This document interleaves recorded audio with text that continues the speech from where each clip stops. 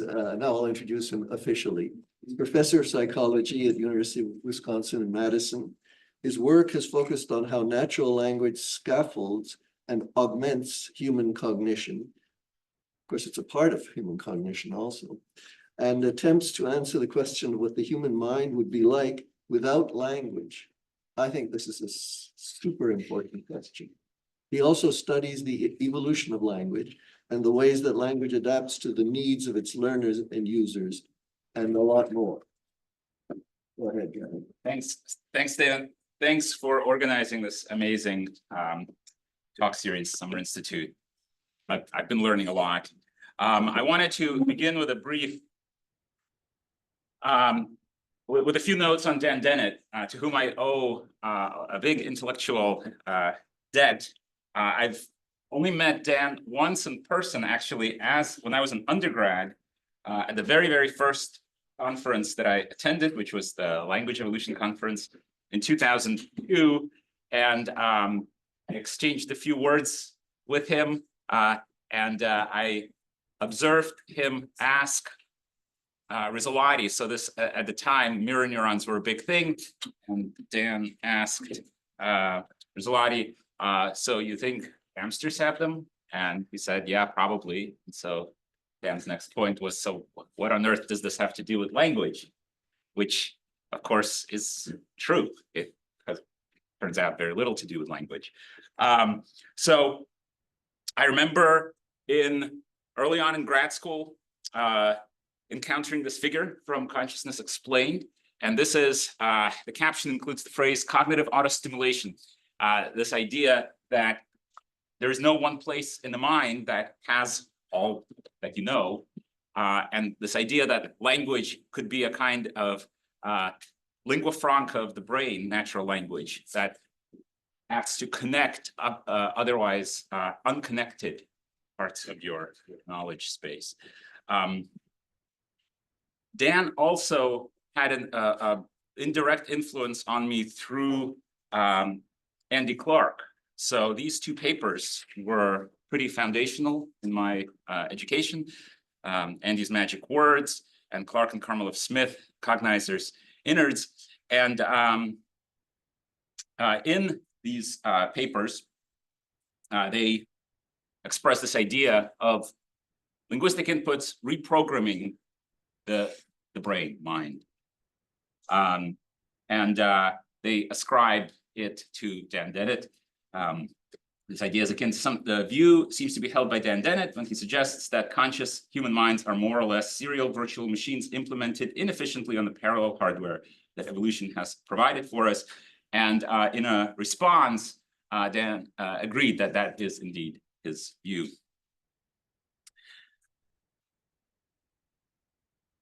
And for a while, I would end my talks with this Far Side cartoon about how language in some paradoxical ways can clear things up. And they're only paradoxical if we assume that language merely picks up the natural joints of nature, kind of reflects them as a mirror, rather than producing its own joints in nature.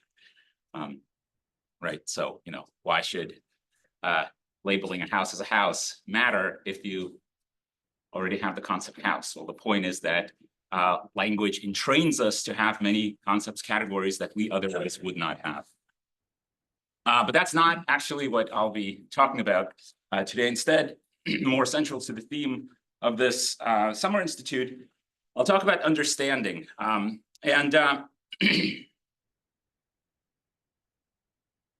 If you probably noticed, there is an odd dialectic that's been taking place with the advent of large language models regarding, what it is, if anything, that they understand, what notion of understanding. I think Dave Chalmers's distinctions that he discussed in his talk are useful here. Mostly what I think people talk about, as I'll put up some quotes, is not so much phenomenal understanding, but it's sort of understanding as it pertains to use, to being able to do things. Okay, right. So here's one example of the, they're just next token prediction machines. How can you possibly think they understand anything? Sentiment, right? That you're a sucker for being fooled, basically. Okay. The idea that, well, try it for yourself, right? If you are, you don't get the feeling of understanding, you're missing something. Okay. Large language models understand to the same degree that astrological readings predict an individual's future. These kinds of exchanges often quickly devolve into appeals to authority, right? So, well, the people who actually build the models disagree. Okay. Right. And then the counter appeal to truth, right? Doesn't matter what people think, I have the truth. There have been various attempts to create metaphors, right? Metaphorical frames for LLMs. One being that from Jaron Lanier, right? Well, we certainly don't think that a database, no matter how complete, has any sort of understanding. Well, LLMs are just fancy databases, right? Dynamic, but still databases. Now, there is increasing nuance. So Melanie Mitchell has put out lots of great work in this vein, and some others. Raphael Milieri has some great papers around Stephen Hanad. And we now see the appearance of some benchmarks, at least aiming to rigorously test for the presence of more than just, better generalization, but tasks that, at least on our best theories, would seem to require a model to have learned something like a situation model, a world model that we, at least as cognitive scientists, think is a prerequisite for anything we might want to call understanding. So the basic argument of the talk is that, as the title the slide shows, something has to give. And I agree with Yildirim and Paul, who claim that we're in this Kuhnian moment where we are being forced to rethink terms like knowledge, understanding, meaning in a way that, is both scientifically rigorous and satisfying, and keeps true to the data. Right. So I think this is well expressed, right? I don't know how much intelligence there is in current AI systems, but if there's none and they can perform many human tasks at a pretty decent level, what does it say about us humans?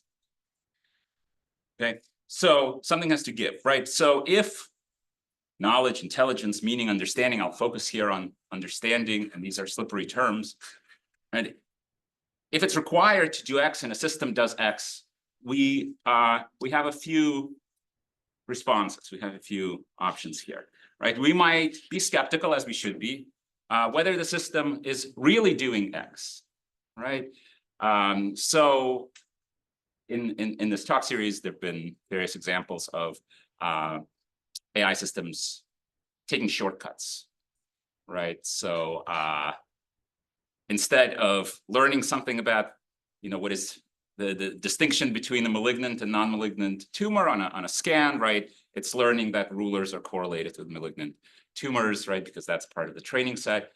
And if that's all it is, right, then we're being fooled by, basically what is a poorly constructed test, because it's being passed based on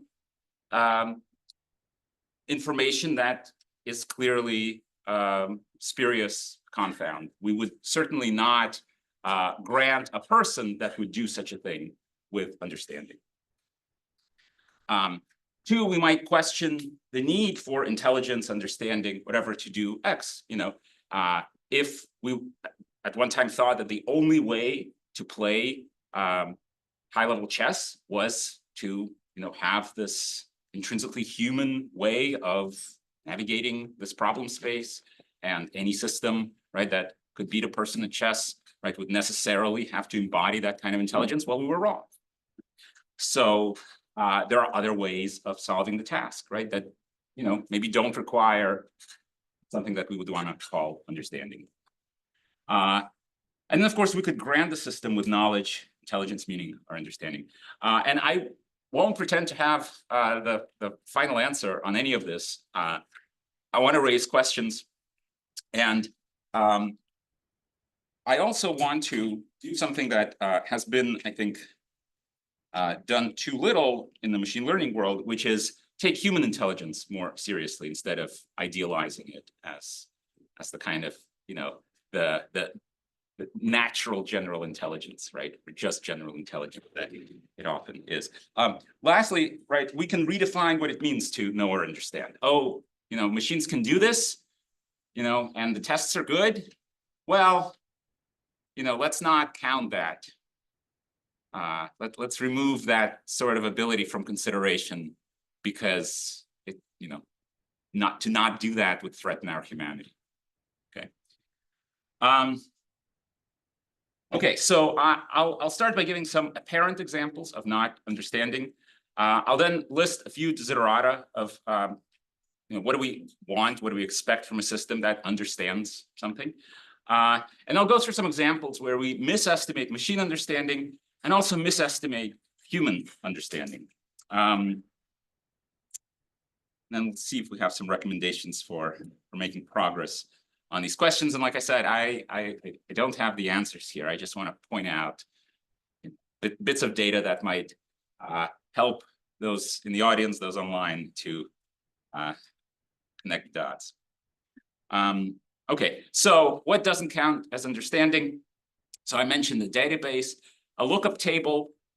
I think, for better or worse, there is sort of consensus, right, that if we define intelligence understanding as just a lookup table, we're clearly missing something here, right? Because we don't generally think of databases, lookup tables as doing anything like reasoning, right? You know, I suppose you could say that databases learn if they're being an algorithm that automatically populates it based on sense data or language, but at least our intuition is that this is not. We're quick to rule out lookup tables as being capable of understanding, right? So if you have a system, right, that answers questions like this and answers them in a human-like way, right, on its own, that it's neither here nor there, right? Because that can be done as a lookup table. And interestingly, when we ask LLMs questions like the second one, right, it's easier to sort of see through it. It's like, well, obviously it can't be drawing on its own experiences, right? So what's behind it? Okay. Database. A system that understands, I think, should not commit certain types of catastrophic errors, right? And probing for catastrophic errors is one way of actually constructing better queries, better benchmarks, right? So if you have a person that can tell you the capital of various countries, but on further questioning, you realize that they don't actually know what a capital is, or even what a city is, right? We would, I think, rightly question, right, their understanding of, you know, what is behind a question like, what is the capital of a country, right? Similarly, for in more complex cases, there are types of questions that people might ask, machines as well, right, that display to us that their underlying knowledge mental model is off, right? And this one I like. This is from Charles Babbage, who, among other things, invented the difference engine. It's an analog computer for computing values of polynomial functions. And he writes, on being asked, this question, right? If you put into the machine the wrong figures, the wrong numbers, will the right answer come out, right? And his inference there is that, well, something went wrong here, right? Someone who asks a question like that does not understand the basic principle of what this machine does, right? Notice that someone, right, might not actually know a lot of the details about how the machine works, but understands, right, that it's basically implementing an algorithm, right? And no, the right answer won't come out if you put in the wrong inputs. Okay? And there are lots of examples of LLMs committing similar types of, at least what on the surface seem like catastrophic errors. So here is this, and it went viral back in January. Okay, so this is the generative image model, so DALL-E, that was then integrated with GPT-4, but it's not actually using GPT-4, right? It's using the DALL-E language model. So make a Where's Waldo picture. Okay, here's your Where's Waldo style picture. Have fun trying to spot the character. Okay, so something went wrong here. I tried this for myself. Try with make Waldo. The prompt here was generate a Where's Waldo display where Waldo is hard to find. Okay. What if we actually prompted to, just one? Give me just one that is hard to find. No. What seems to be going on here, and it would require obviously further work to diagnose, is that Waldo is the point of a Where's Waldo picture, and in some ways, in a human-like way, right? Don't think of a pink elephant kind of thing, right? The salient thing is taking up more representational space, okay? Which in this case is manifested as actually physically larger or more numerous. People can override this, right? The model seemingly cannot yet. Notice, though, that the easiest thing for it to do would be to simply regurgitate an existing Where's Waldo image. It does not do that, right? If it did that, we would think it was doing better, but it's not doing that, right? It's generating something new. It's just not what we want. It's missing the spirit of Waldo. Okay, now when people are pushed to defend their claim that anyone claiming LLM understand would be wrong, why? And Grady Bush is not a cognitive scientist, but still, right? Understanding is meta knowledge. I can understand that if I can make predictions. Okay, I understand some larger principle is at work. In many of these cases, these objections don't work because, as this person on Twitter says, well, ChatGPT can do that. Okay, so there's a confusion here between what Chalmers referred to as E-understanding, explanatory understanding, right? LLMs can explain things actually quite well and often better than people, but of course that doesn't mean that information is in some usable form that can inform other queries. Okay, so here are three desiderata that we might want from a system that I want to say has understanding, right? So flexible and appropriate use of relevant knowledge, generalization, right, which is really sensitivity to what's task relevant, abstraction over what's not, and consistency. And so what I'm going to do is go through these desiderata to see how well do systems that we do endow with understanding, humans, how well do they fill these?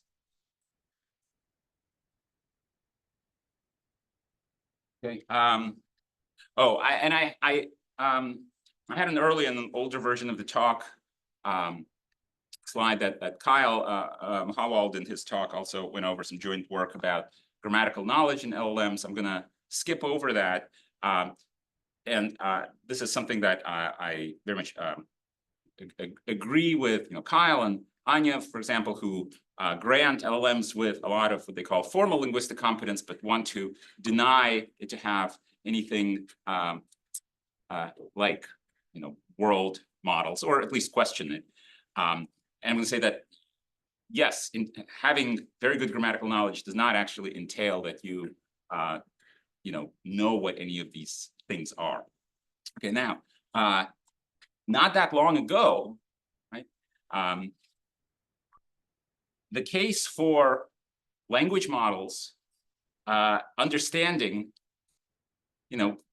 people even then were, sometimes convinced that, okay, a translation system has to be able to understand something about the source language to translate it appropriately.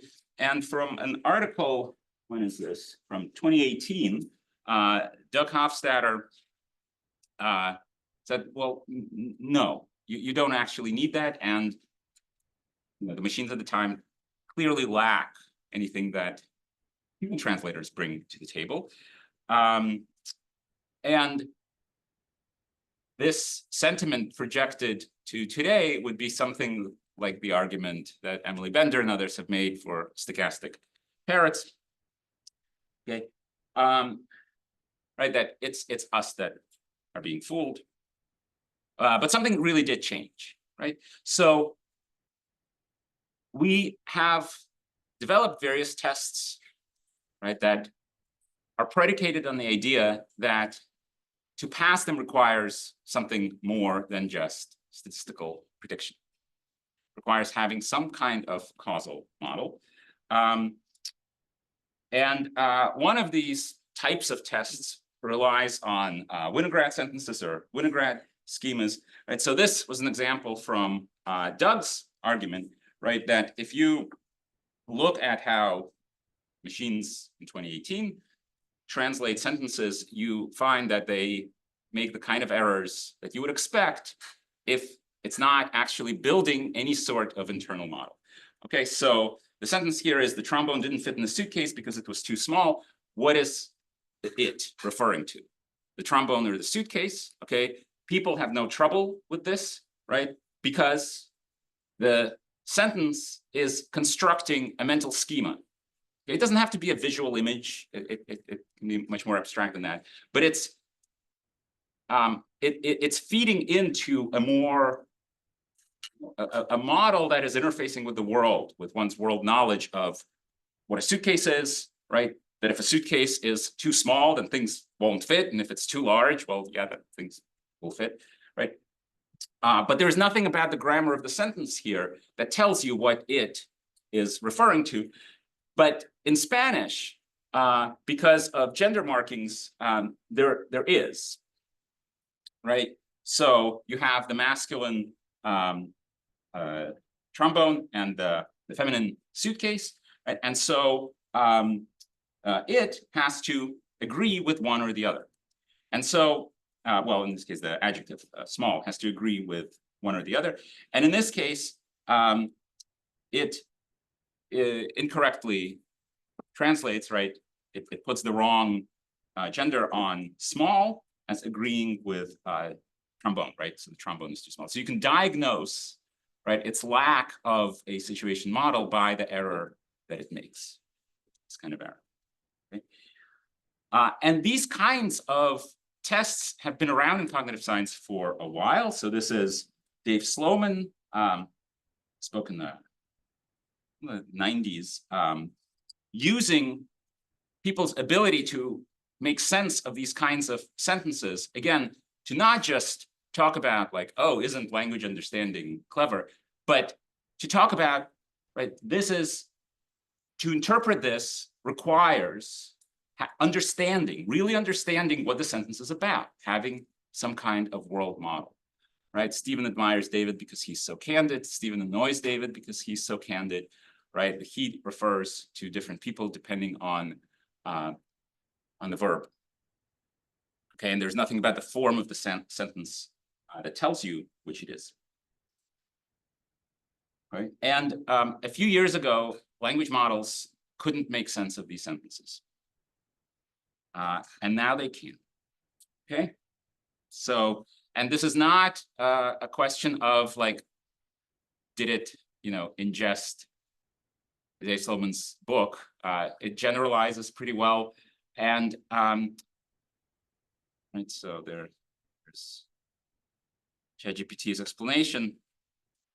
We can construct our own. We can, and I'll show you briefly, probe the representations of the open language models to see if, kind of analogously to Othello GPT, which I think Melanie brought up. So similar, conceptually similar explorations, right? Where, okay, this representation seems to be encoding, right, the part of the world model, right, that allows the language model to link the pronoun to the appropriate subject. If we perturb it, does it change the model's prediction in the way that we would expect? And it does. Okay, so if you're curious, this is a paper that does this with sentences like this. I'll try to call George, but mask, like what should be predicted, wasn't successful or available. Does the model predict, is the prediction closer to Paul or George? Okay. All right. So there's still a gap here. So this is GPT-4 and COT's chain of thought, right? So still a gap, 67% versus 94% for people. But this is a very rigorous test. So you have to get both versions right for it to count. And I gave a version of this talk earlier on in Stephen's seminar. There'll be new stuff though, so don't worry. And Rob Goldstone was in the audience, and he said, "Well, Doug changed his mind." And then I went and Doug did in fact change his mind. Oh, there's not sure. Oh, blocking the. Well, that'll fix it. So in an interview from about a year ago, you can find it pretty easily on YouTube. Doug is troubled because he did not change his mind that passing these kinds of tests reveals some sort of understanding, and the models are passing the tests. So what does that mean?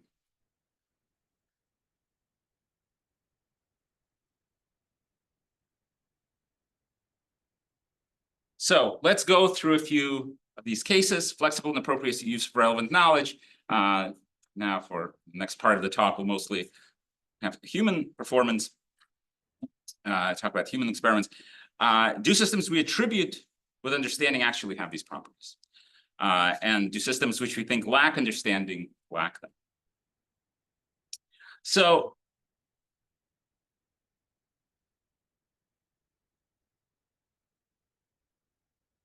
there is, unfortunately, an insufficiently large overlap between people in the AI space, people who do machine learning especially, and people who study or know much about developmental psychology, and unfortunately also who have their own personal experiences with developing systems like children, right? Such that there are double standards at play that we should pause and consider. So often, the kind of dialectic you see is, look, the system, the AI system, made a contradiction. It committed a catastrophic error. Any system that has any sort of understanding would not do that. Therefore, right, the commission of this catastrophic error, the contradiction, tells us that there's no there there. But notice, right, we don't apply the same standard to humans, to developing humans. So these are my kids from about a year ago. Okay, here are some things that my kids and other people's kids say. And developmental psychologists know this. None of this is a surprise. Okay, so they make assertions like this. They say things like this about a babysitter. What's Anita's name? Okay, that's a bit like, right, saying what, Paris is the capital of France. What's a capital? I have no idea, right? Yeah, kids are in that situation a lot. Okay, here's an, expressing his knowledge of what half means. We can split it. We can both get the bigger piece. Okay. My older one, when he was about 5.5, he made this really interesting analogy. He said the planets are the sun's moons. Okay, and he didn't just mimic. I probed him, and he had a certain model, right? The moon orbits around the Earth, right? The planets orbit around the sun. So the planets are the sun's moons. In that same conversation, he also said the moon is covered in craters. He had no idea what a crater was, just none. Okay. There we go. Yeah. So,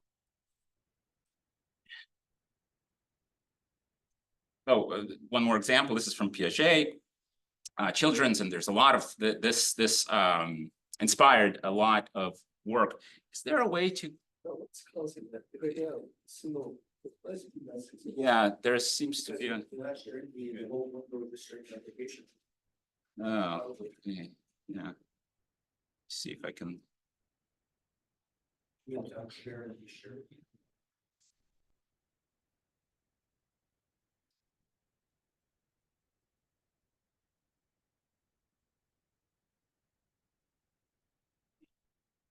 Let me do that. Sorry.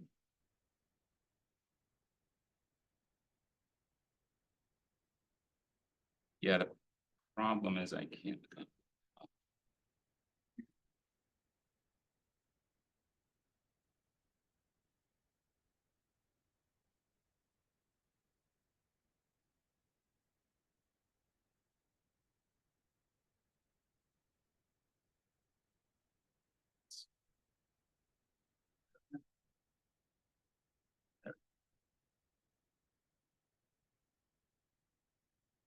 Okay, so children's beliefs about what it means to be alive.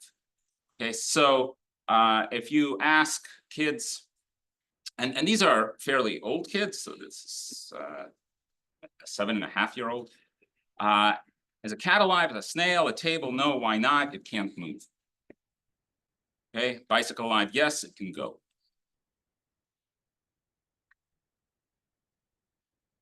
So there's a kind of animism that children subscribe to.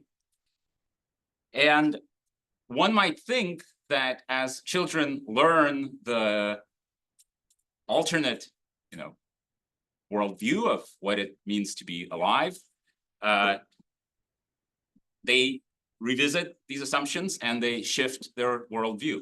And in some ways, they do, in that adults will not respond, at least from Western adults, will not respond to these questions in this way. What's interesting is that the underlying representations of aliveness don't seem to change in the way one might expect. Okay. Right, so I'll show you some data in a moment. Right. So one response to reconciling this might be that, well, we don't take children's errors and contradictions and these bizarre gaps of knowledge as threatening the claim that people understand, because we know children grow up to be adults who don't make these errors. Okay, and I want to show you that that's not really the case. Okay, so let's look at adults. So these are data from college undergrads on a task where they see words and have to classify them as whether the word is naming something that is alive or not. Okay, and The task is moderately speeded. Okay. Not, hugely so. And this is the kind of pattern you get. Right? Animals, yes. Plants, not so much, not as much, right? These are undergrads. In that same paper, and I don't know whether that was in response to a reviewer or whether it was in the original version. They also tested another group from the same university for biology professors. It's the same pattern. Okay, they're much slower. Okay, so this pattern of reaction times is what you want to see. You want to see that responses that are associated with lower accuracy also take more time. Otherwise, it's a speed accuracy trade-off. So the reason that the group on the right is slower is that they're older. And they're slower at everything. So I am now quite a bit slower on these kinds of tasks than the undergrads are. So notwithstanding their explanation to the contrary, in people's minds, plants are represented as less alive than animals. And we kind of have to override it, right, to give the more normatively correct response, override that otherwise kind of a continuous notion of aliveness that our minds seem to represent. This also, by the way, goes for sensitivity from the same study of motion. So artifacts and natural kinds, things like rivers and rocks and so on, are both not alive, but they are they're more likely to be judged as being alive if they move, right? So low accuracy here means that you're saying that a river is alive, okay, or a rock is alive, right? So you're less likely to say that a rock is alive than a river is alive, right? Clouds are more alive than, right, than computers. And again, undergrad biology professors, same general pattern.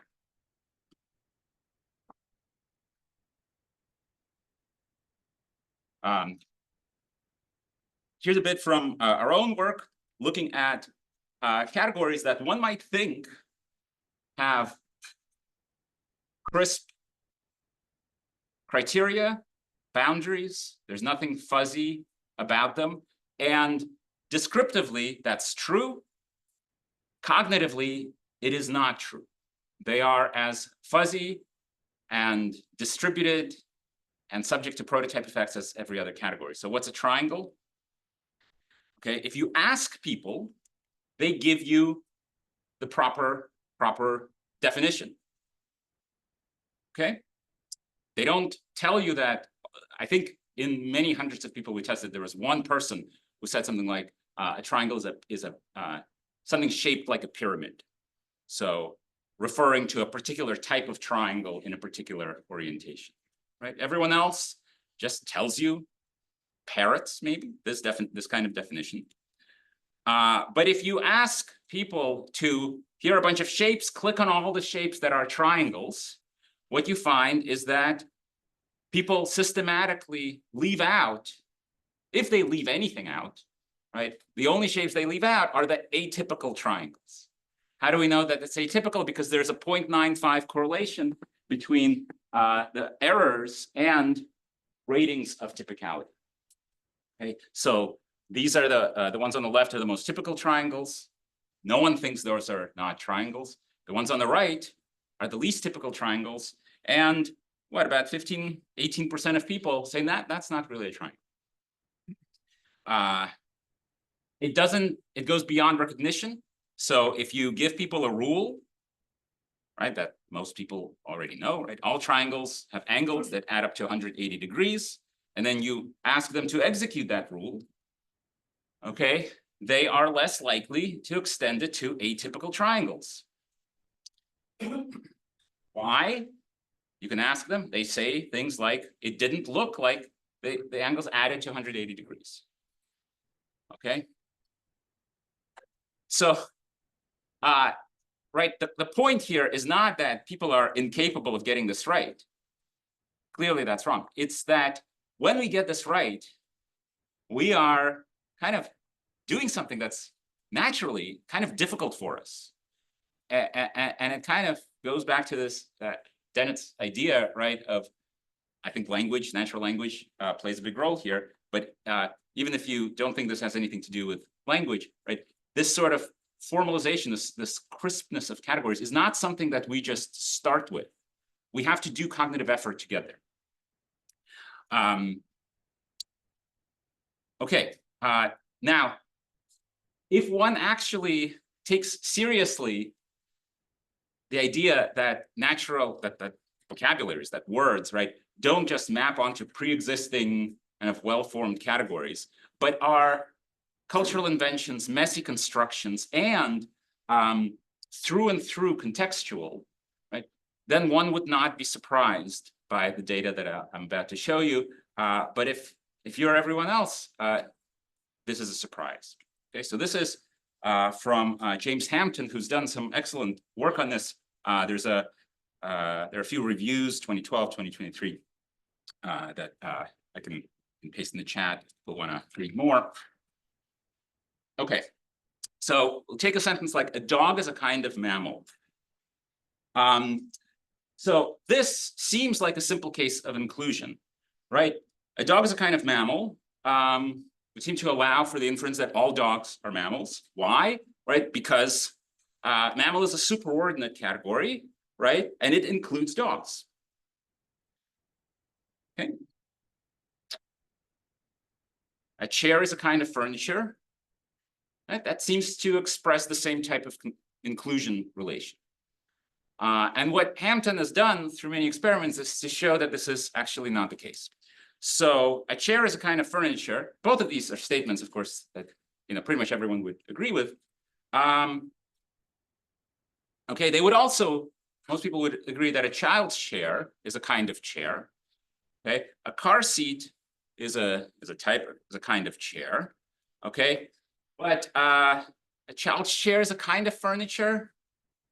A car seat is a kind of furniture. Yeah, no, not really. Right? Here's another example. An elevator is a vehicle. Well, it's not obviously, your prototypical vehicle. So people are split. In his sample, about half endorse that. An elevator is a machine that is a vehicle. Well, that's much better. Okay. So more people think that an elevator is a machine and a vehicle than think that an elevator is a vehicle.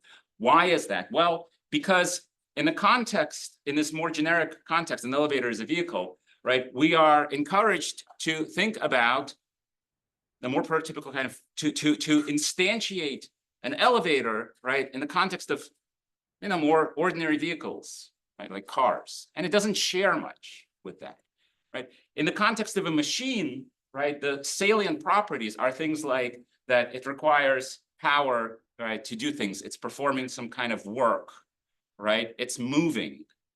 And a vehicle and an elevator does all of those things, right? So, yeah, one more example. Desk lamp is a type of furniture. Yep. A desk lamp is a household appliance that is not furniture. Also, yes. 3/4. Okay.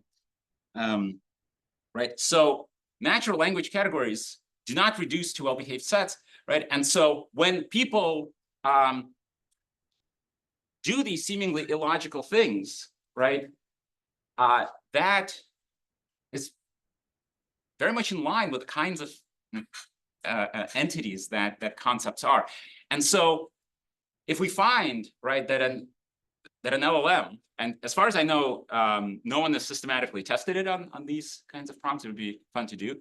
My hunch would be that it would approximate human behavior. It depends on the model and probably how it's been reinforced also, but it would approximate it pretty well, right? And so if we find that a language model is much better at doing this kind of stuff than at doing proper set operations, right? Well, what's the conclusion, right? That it's actually more like a human in its use of these sorts of categories.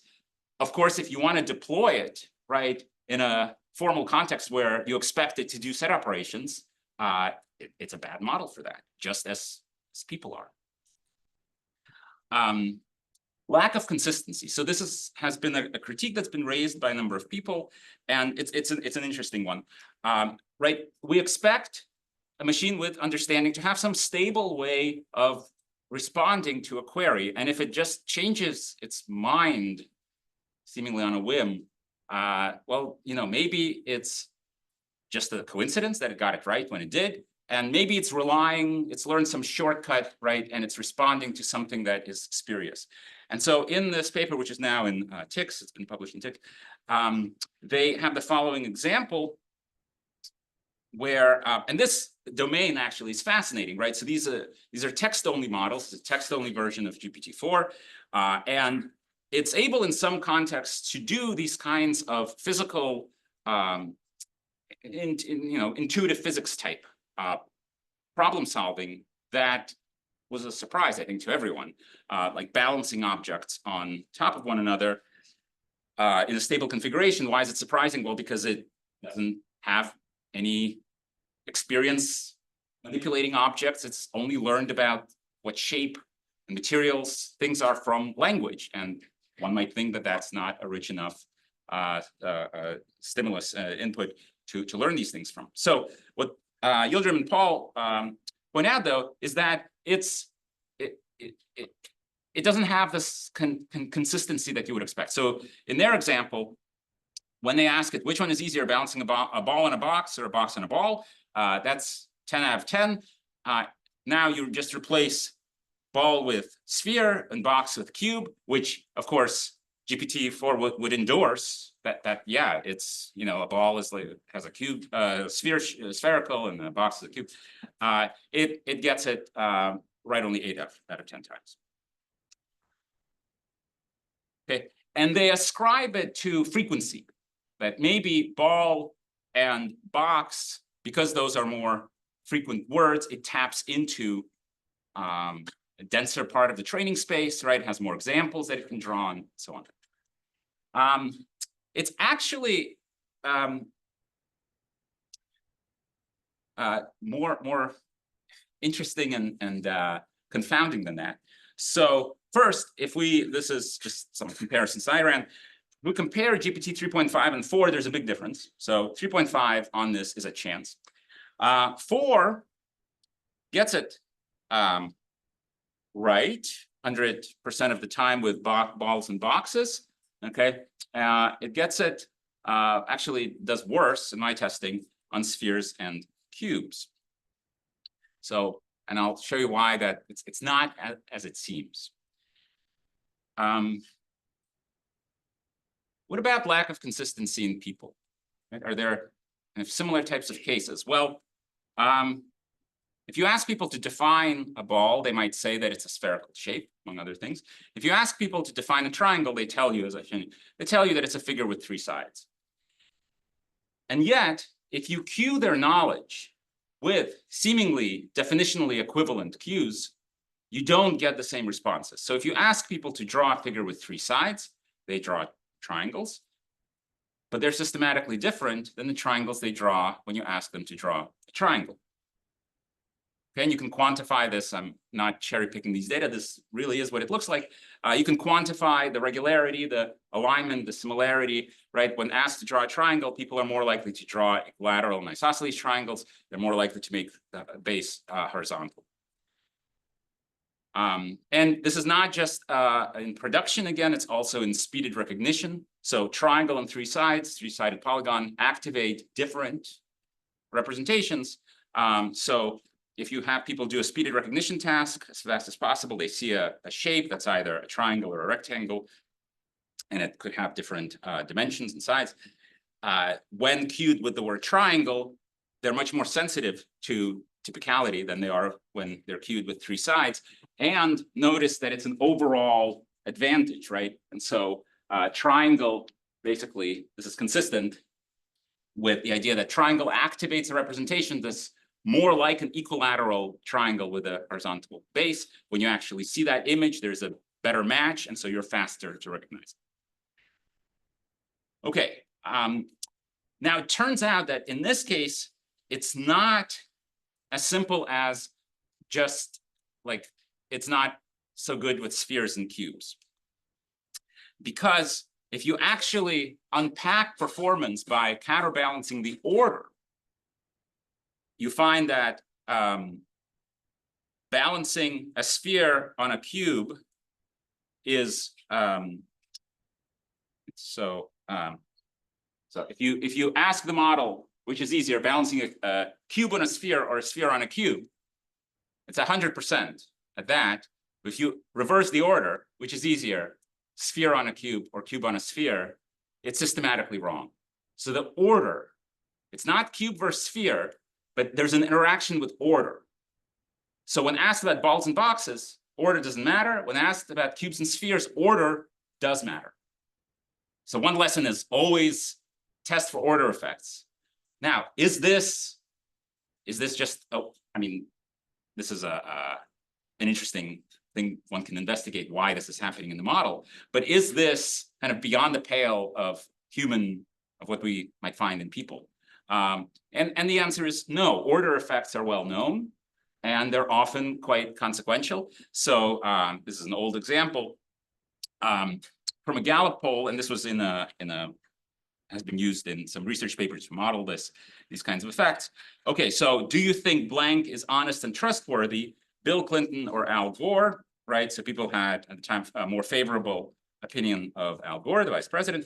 Okay, but does it matter which one you mention first? And it does quite a bit, right? So Gore has an 18-point lead on this poll when he's mentioned first, and it shrinks to 3% when he's mentioned second. Why? Because when he's mentioned second, it's a more comparative context, and you end up emphasizing different kind of dimensions, different features in the similarity space. So these kinds of order effects, again, are not in other contexts indicative of, oh, well, the model clearly has no understanding. It's just showing that there is more than just a simple readout of some static value. Okay, so phrase frequency. There's even more to what one can dig into. So I showed you that a sphere on a cube, cube on a sphere, the order matters here.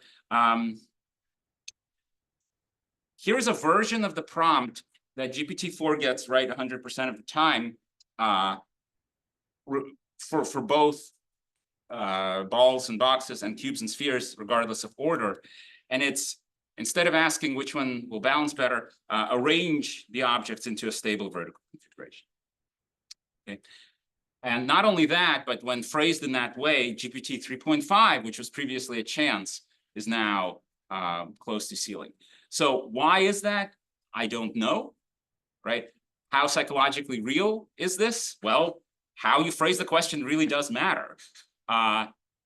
You know, one can also kind of take a glass half empty approach and say, well, okay, even if people show some of these effects, these models are more fragile, they're more sensitive to slight differences in prompts. You can find cases, right, where capitalization or punctuation can really throw the model off, and that's all true, and we need to understand that. But the idea that inconsistency or sensitivity to order on its own shows that there's no there. If we believe that, we would say that people don't understand anything. Generalization. So in a recent review paper where we synthesized a bunch of work from different fields on the role of variability in learning, we wrote that people have this tendency, this is not an original observation, to generalize conservatively, to hug the data. So in many cases, you might call that overfitting. In other cases, you might call it appropriate generalization to real world contexts in favor of learning idealized regularities, right? I think there is a reason why we default to hugging the data. But let me just show you one example of just how difficult this is. And I think Virginia Valian talked about the difficulty in the commentary, talked about the difficulty of relational reasoning for people. And this is an example of that. Okay, so here is the task that they had participants learn. So now the thing that the ground truth here, the category distinction, the abstract relation that people are being tasked with learning is monotonicity, right? So the stimulus on the left is monotonic in that the line height increases from left to right. Okay, it could also decrease. And the one on the right is non-monotonic. Okay, now participants aren't told that. They have to learn it through trial and error learning. Now you notice also that there's other stuff going on. For example, the stimuli on the left have more greens and reds, more warm colors. The ones on the right have more cool colors. That's by design. They want to see, are people more likely to go with that more surface level and a feature match than the more abstract relational match. And then they're tested on stimuli that violate the features but conform to the relations. And there's also a far transfer condition I'll show you in a moment. Oh, there it is, right? So if you can do this, if you've seemingly learned monotonicity in this context, can you transfer it to this context where now instead of line height, it is about lightness. So monotonic goes from dark to light or light to dark, non-monotonic doesn't. Okay, everyone clear? Here's one visualization of the data. And what you see is there is a whole lot of people in this part of the space. So dark here means more subjects that get the features right.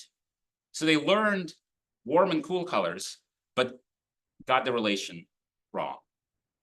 Okay, so they're picking up on the more surface level thing, not the more abstract generality. And this is a 9 experiment or so paper where they look at how well they also do on transfer, this far transfer. The answer is badly. And they have condition after condition where they give various kinds of hints, where they point out this relation. And some of this works. But even when it works, performance on the far transfer is pretty poor, right? So again, it's not that this is outside of people's capacity, right? Clearly not, I've just explained it to you, but in actual experimental contexts, the default thing for people is one, to focus on features instead of more abstract relations. And then if they're learning the relation, if they're learning, okay, it's something about the height kind of smoothly increasing, decreasing, that's much easier than learning it in a more abstract way that allows you to transfer it now to a new domain, right, of where it's monotonicity, but now instantiated somewhat differently. Okay? So this kind of stuff is really hard for people. How do we make it easy? We train people, right? We give them explicit training on doing this stuff, right? People do not learn math, right, through soaking up world probabilities, right? They learn math by, in general, being deliberately taught, trained various things, and being put in positions where they have to generalize in certain ways. And this is difficult for us. In the interest of time, I'll skip this. This is a video from 1987 showing that Harvard graduates, for the most part, do not know what causes the seasons. They, one after the other, say that the Earth is farther from the sun in the winter. And what's interesting is, right, this is not something they have ever been taught. Okay, it's also showing, one could say, well, okay, they don't understand, you know, Earth tilt axis and all this. It's more interesting than that. It's that they are misapplying. They're using the wrong. They're failing on this appropriate use of relevant knowledge, right?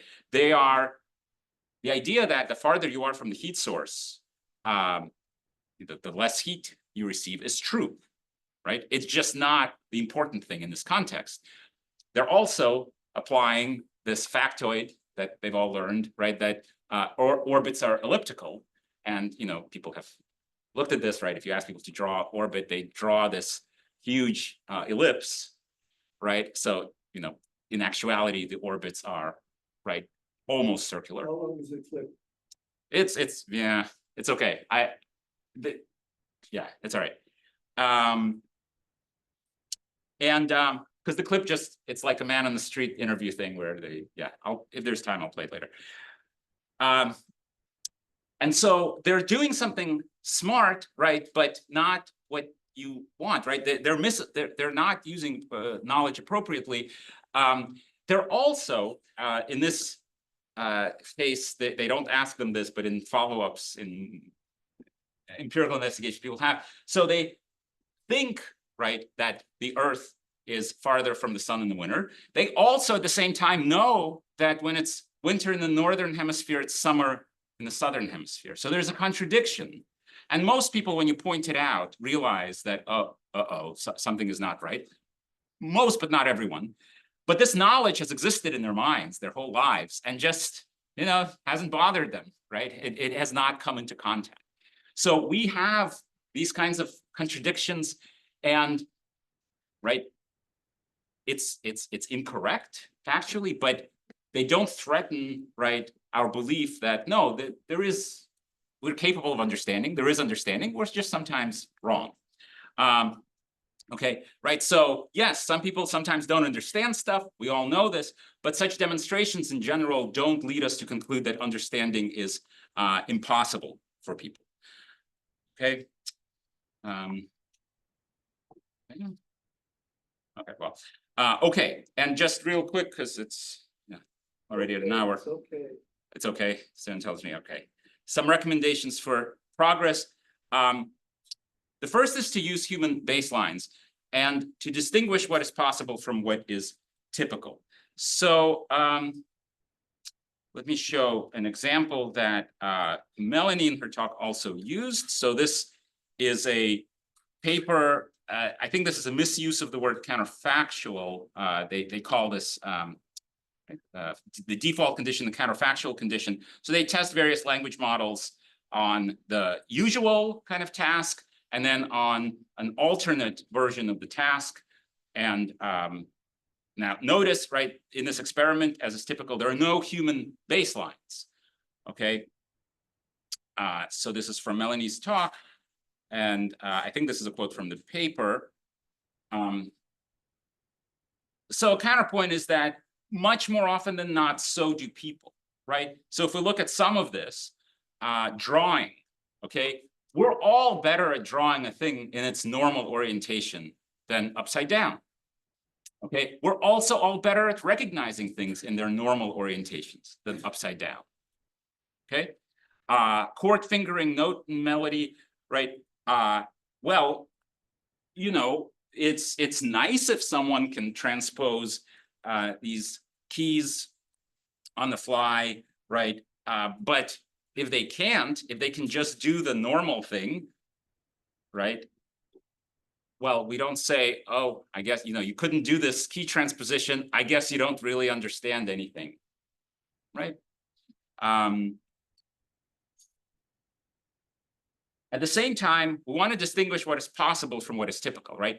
All of these things, playing counterfactual chess with an alternate rule, like it is possible for people, but it's difficult. Like it always comes with a cost, but sometimes some of us can overcome it. And I think this distinction is important because often we are confused in the discourse. Some people care about this being kind of a model of a cognitive model, using it as a cognitive model. Other people care about these as industry production systems, right, that we want to use. So there's a paper with a very direct title, GPT-4 Can't Reason, okay? And the author uses mostly mathematical kind of case studies, simple proofs, detecting various contradictions to show that, like, okay, it's very hit or miss, right? Sometimes it gets things right, other things it gets things wrong. It sometimes gets the hard things right and the easy things wrong. It's not a sound reason. And very astutely, he addresses the possible critique that someone like me might make, which is, well, but people are like that too, right? And basically says, I don't care, right? He says, it's a very punchy piece of writing. If I find that the car I'm thinking of buying has a flat tire, it won't carry much weight for the dealer to protest that I'm cherry picking the data and that I should take into account how beautifully inflated the other 3 tires are.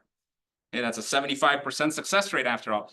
Just as we don't want a bridge that is 90% likely to stand up, we need sorting algorithms that work on all inputs, not just most of them. Okay. So I agree with all of that, right?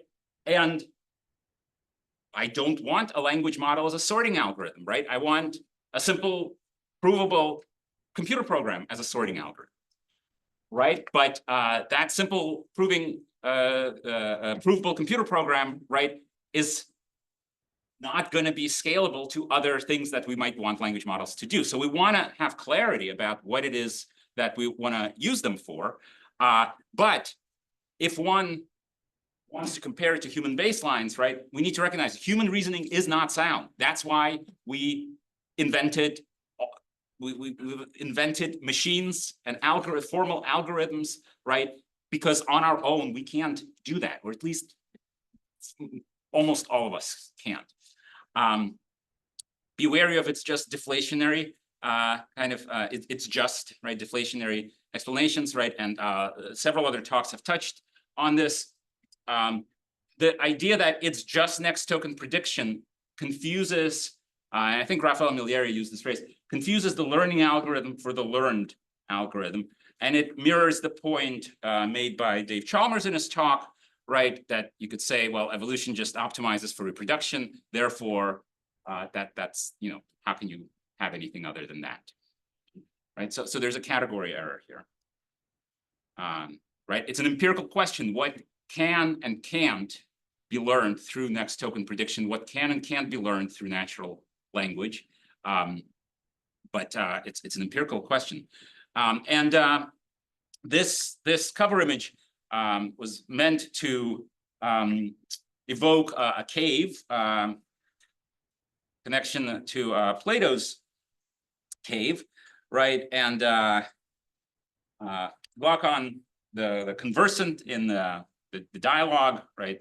So you've shown me a strange image, and they're strange prisoners, right? The ones that are observing the world as shadows. And Socrates, it says, like ourselves. And Socrates believes that we can get out of the cave through reasoning introspection. But in a certain respect, right? Like this is this is a deep observation, right? We too are in a cave, right? We get senses, we don't have access to the real world. And so this kind of cartoon, right, of the language models being in the cave, right, but us not, right? That's wrong, right? We too, right, are limited to our internal world, right? And we get access to the external world, right, very indirectly. Okay, we see, right, through light bouncing off things, and we interpret and construct some version of reality based on that. The models are doing it based on language, right? It's amazing how far language takes you. Should we expect it to take you all the way? No. Should we expect vision to take you all the way? No, right? But these are not, I would argue, qualitatively different things. And to protect you from yourself. I think you want some discussion too. Yeah, I do. This is the end. And I think the next talk also has a clip from Sabine Hassenfelder, and I just saw this last night, and I want to put it in just about like AI risk and AI being like us. Let me just play this. It's 20 seconds.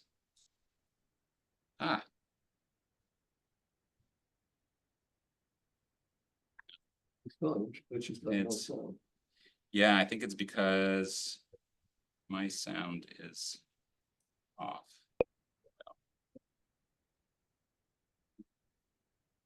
See, the thing that worries me about AI is that we expect them to be better than us, more honest, more reliable, more intelligent.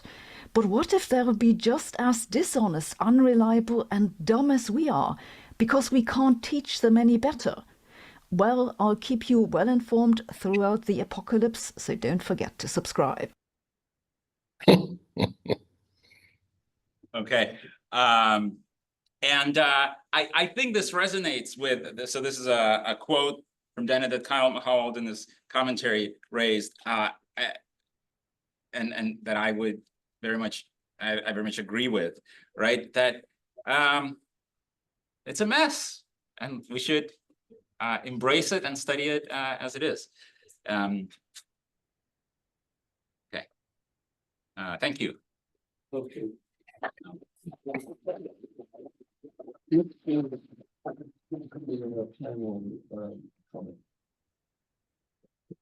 There's already a question from Steve Hansen. Go ahead, Steve. Can you hear me? Yep.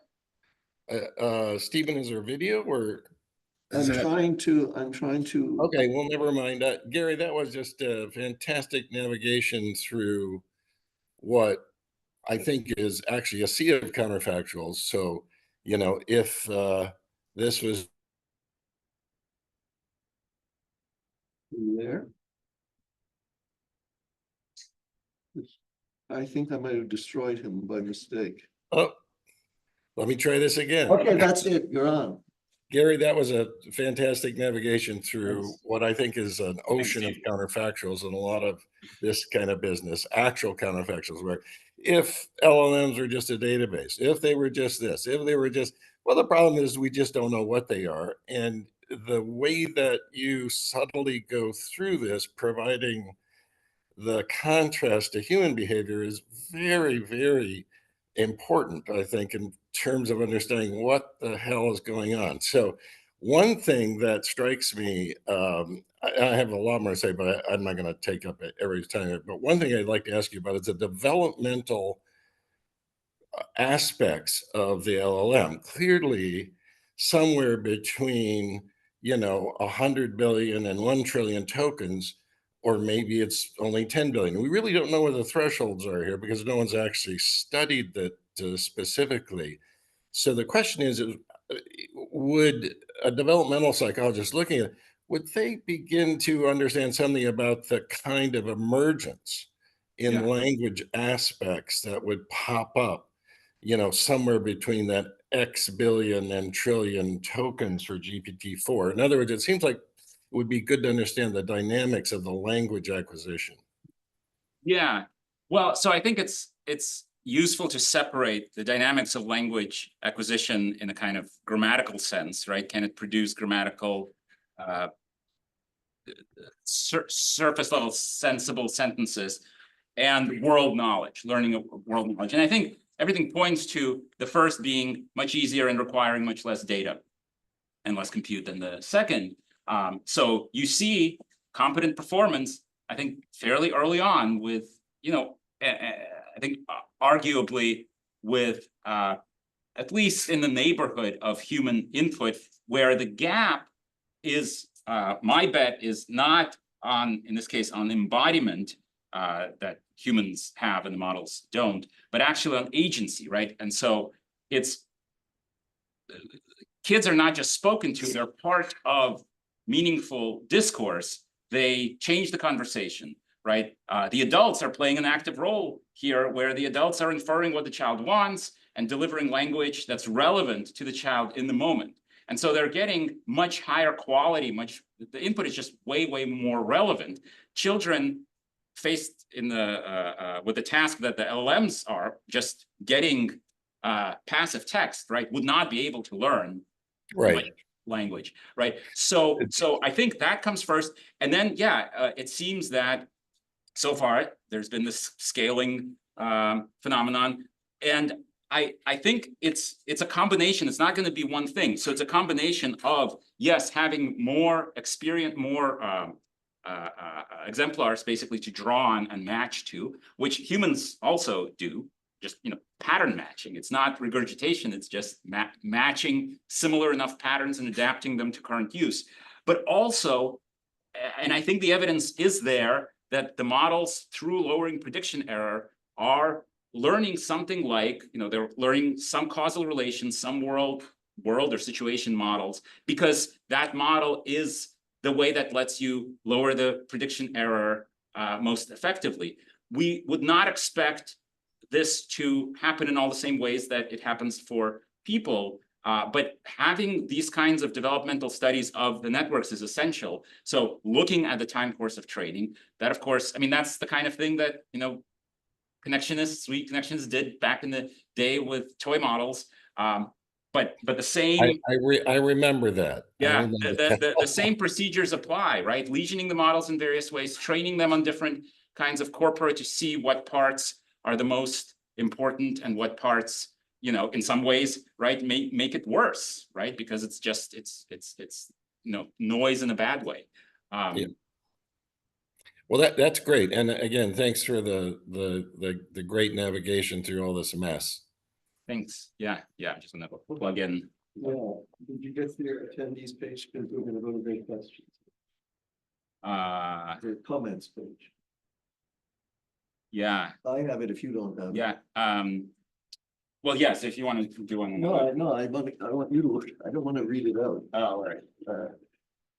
But what are you Looking for a power? I guess I don't need it. Okay.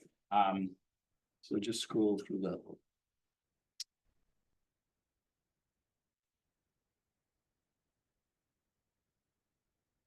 Yeah, so Alberto's comment that machines, in order to be intelligent, from by Neumann, do not just need data, they need to grow up as children and play games.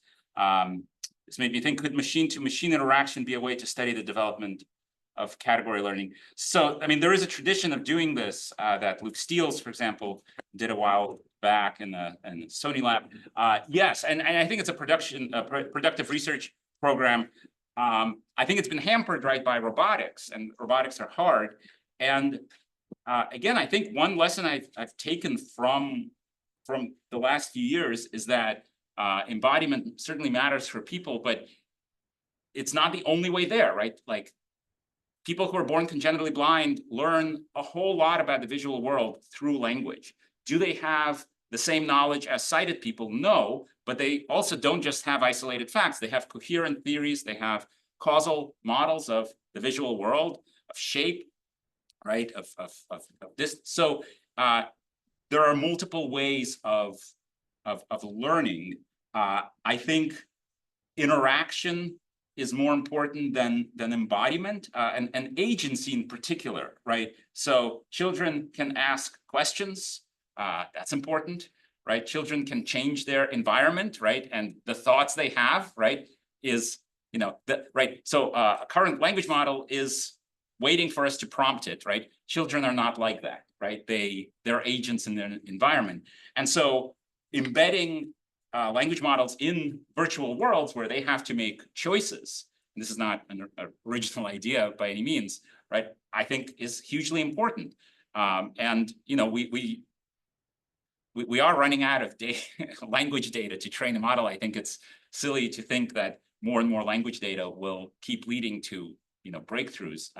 But actually learning in the way that animals learn, by being agents, like that, it's amazing that how far one can get without it. But yeah, I think it's pretty clear that one needs that kind of experience. Before you go to the next one, you have a local one. Yes. Yeah. So I was going to point out the same objection that you add in the final clip, so that we want the machine to be the language model to be more efficient than an actual human. Yeah. But I wanted to shift to another problem at this point, which is if we ask language models to do tasks that we don't know how to do. Yeah. That's even a bigger problem, because we don't know we don't even know if they are as efficient as a human would be, or if something else entirely is going on there. So that's the real problem of the real question to us. Yeah. Yeah, no, I think true novelty, and it's very hard to have a good distinction between, okay, this is, truly outside of training, right? But if one looks to the history of science, right, where really paradigm shifting insights, right, into the world, right, these are extremely hard and rare, right? And what's hard is precisely the innovation, right?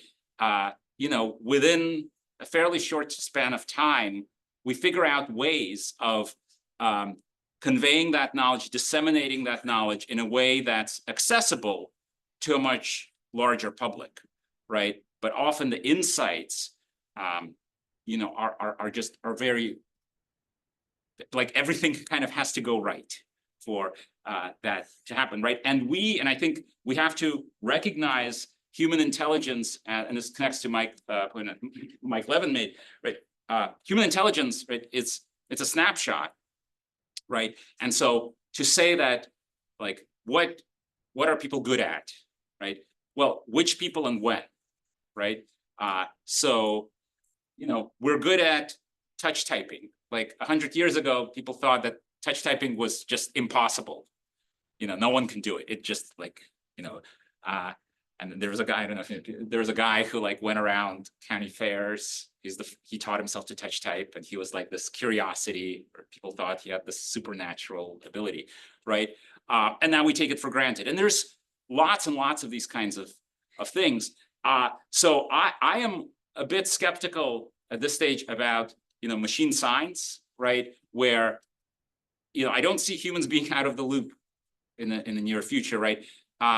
What's interesting is, and what's more likely is, that some activities that we now think require great intelligence, synthesizing a literature and distilling kind of important things, I think in some cases are already being automated, right? But I haven't really seen the models produce anything that we might want to call genuinely new, but they could produce inputs to people that might increase the probability of new insights. But I don't think it's because, people have some special ingredient that allows them. Yeah. List. Yes, list. Here, I'm sorry, here. Yeah, it's this. Yeah. Okay. You need me to guide you through these things. So.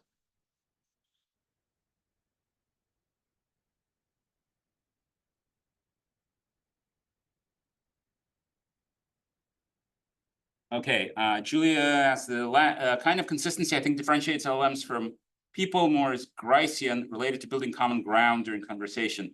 Example is asking whether any quantity raised to the power of 2 is equal to itself. ChatGPT vacillated yes, no, and provided plausible sounding justifications either way.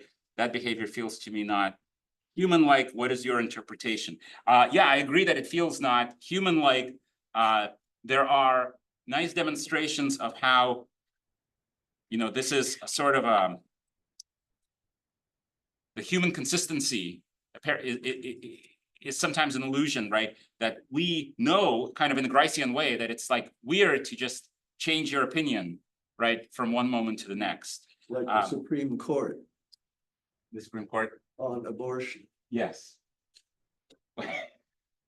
What about It's weird, but what about, where's the common ground between the Supreme Court that said yes and then?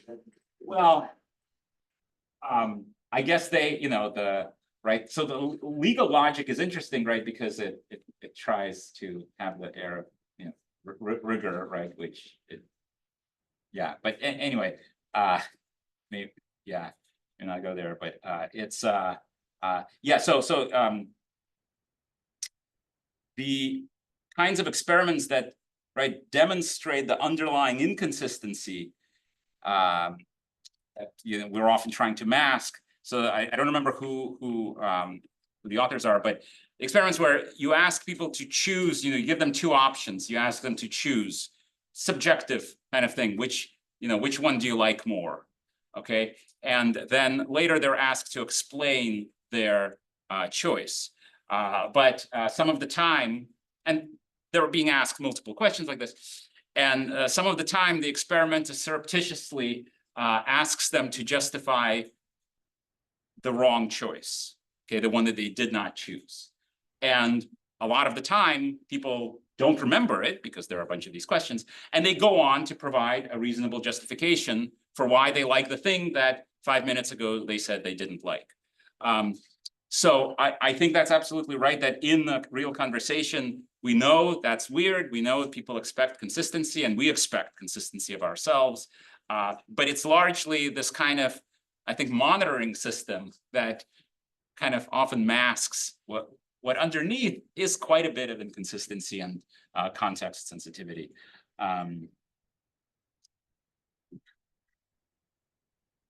It seems that the LLMs from Anna Strasser, LLM studies are based on relatively small samples. One result was listed as 10 out of 10. Studies on humans usually involve more test subjects. How do you argue for such small sample sizes? So I wouldn't argue for such small sample sizes. And in my replication of it, I had a larger sample size. But I think, and yes, I mean, it's very easy to run the model multiple times. You can increase the temperature to make sure there's more variability, or you can just get at the underlying probabilities. That's often better than just rerunning it. But I think a more general point is that we shouldn't treat multiple runs of the model as different subjects. I mean, the model is not, it's neither a single entity nor is it a population. So sampling from a model is not quite the same as sampling different people. It's also not the same as sampling the same person multiple times. So we need to be somewhat careful here. Now, training multiple models on somewhat different data with slightly different architectures, treating those as subjects, more like early connectionism did, that's more accurate, but of course not, if you're talking about GPT-4, right, not practical. A sort of compromise that Ben Bergen and his colleagues did in that Turing test paper is to instantiate the same model, right, to prompt it, right, to have different personalities, to have different assumptions, right, and then you can run multiple tests on each of those, and that's not as good as actually retraining, but in the absence of that at least gets, the variability is. One can better make sense of, why these different prompts are leading to different answers if there's consistency there. Yeah.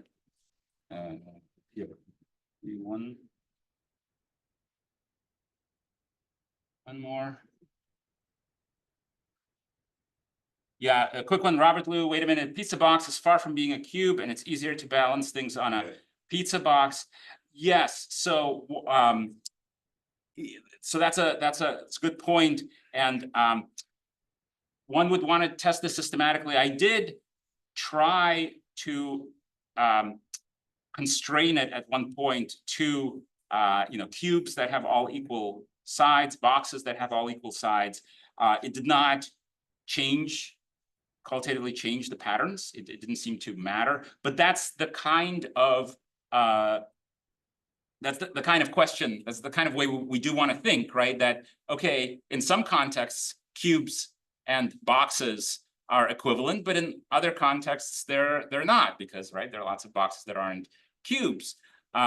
So if you're talking about a cube, you can interrogate the model to better understand what kind of cube, how big, in what orientation. Same thing for a box, right? And of course, same thing for people. We shouldn't assume that when we talk about a cube, what the person has in mind, right, is some mathematical abstraction. Maybe they do, but maybe not. So we want to we want to, and we can interrogate it further. Okay, I'm sorry to be such a monster, Gary, but the panel session will be at 3:30, and you'll get much more time. Yep. Okay. All right. So thank you all. I want to thank you, and we're going to just about cut off.